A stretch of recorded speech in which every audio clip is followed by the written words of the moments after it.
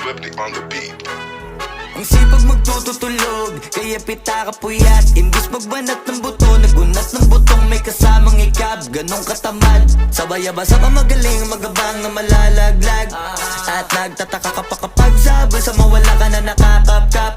Clap, clap, clap, ang hilig mo sa teka muna. Kaya imbis sa lapian nakuha mo muta. Punto ko sana makuha, na baka sa kakahiga mo ay diyan ka makuha. Anong mission mo sa lupa? Magpatigas na patuta, paramihin ang populasyon. Ganyan ba talaga pag walang ambisyong mataas? Di nalulula, buti patupa, napapastol. Pag puro angas tol, halata nagpapanggap. Pagda sa labas ng door, iba-ibang palabas. Kaya madalas mag-mall, akala mo lang nakahabol ka na, pero di ka pa nakakaskor. Di lang pala yung tulog, pwedeng may mapanaginipan.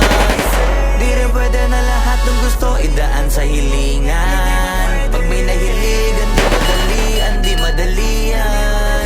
Ba't di pagigil, sige, ikay magpursige kasi di pa huli. Pero sa'yo yan nakadepende, di yun nakabase ka sa swerte. Di laging pa pwede na, yung pwede lang kung pwede nga. Isipin na walang bagay na hindi pwede. Siyempre, di araw-araw, 25 na Disyembre. Darating at darating ang peste, yan ang dapat mong pagandaan. Kasi buti pa yung leche, plano may plano kahit leche. Akala ko ayaw mo ng dilata, pero lagi ka nakahilata. Kala ko ayaw mo tumunganga, pero inuuna mo bunganga.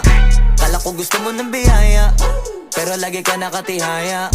Sarili mo din ang dinadaya, kasi sa katamaran mo siya niyaya. Dapat kasi di ka pumapayag, ikaw din naman na mahihirapan. Tsaka ikaw din namang hihinayang sa masasayang. Hoy batugan, di ka pa mayaman, wala ka bang matabang wallet? Bakit di ka makabangon, baka bakal na mukha mo tapos unan mo naman magnet. Pahiga-higa lang sa higa, ang kala mo biyaya sa iyo ang kusang lalapit. Iba ka hanip, di nagpapanik, sanay ka bang walang budget o sadyang wala ka lang target? Yung iba namang mga tamad ay meron din kakaibang mindset. Kaso lang hindi natin alam kung utak ba talaga nila ang ginagamit o gumagamit. Pag walang wala at pagkakailanganin sa patalim kumakapit. Pag walang arip, sige ang dali, sige ituloy mo pa pare hanggat hindi ka pa sumasabi. Sana malabanan mo sarili mo na sanay na puro kahingi. Alam mo naman siguro sa sarili mong hindi yan nakakabilib. Tapos siya pa yung galit sa'yo sa pilitan. Yun naman ang di ko maintindihan. Tipong imposible hindi mo din kainisan. Kahit pa ulit-ulit mo pasigihan, mali ka na kahit na isang beses mo lang hindian. Sa mga naririnig mo sana nakatuto ka para matuto ka ng sira ulo ka. Ang sakit mo nasa ulo kasi baka yung sakit mo nga ay nasa ulo na.